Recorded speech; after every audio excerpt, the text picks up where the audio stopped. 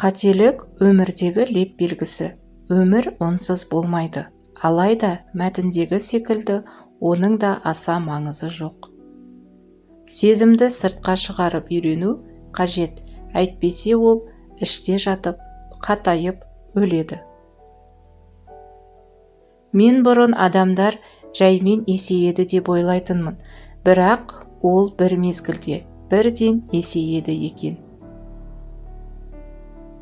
Сіз не десеңіз де адамдар өзі сенгісі келетін нәрсеге ғана сенеді.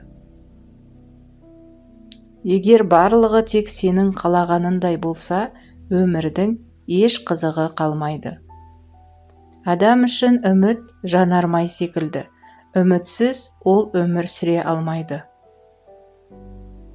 Мақсат қойылса болғаны, сынақтар мен қателіктер өзі ақ нәтижеге жеткізеді.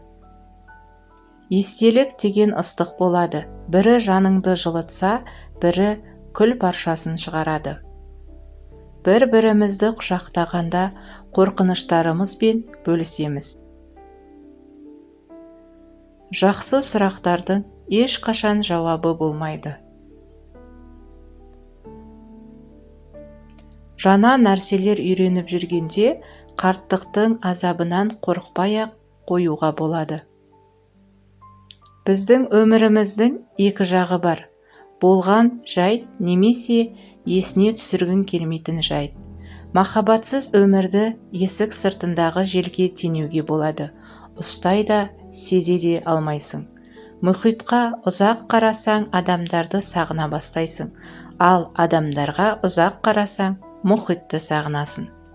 Біздің жадымыз шынымен бір түрлі нәрсе, бірнеше тартпасы бар.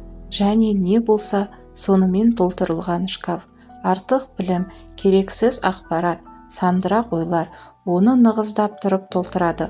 Ал шын маңызында нәрсені жарылып кетсең де таппайсың.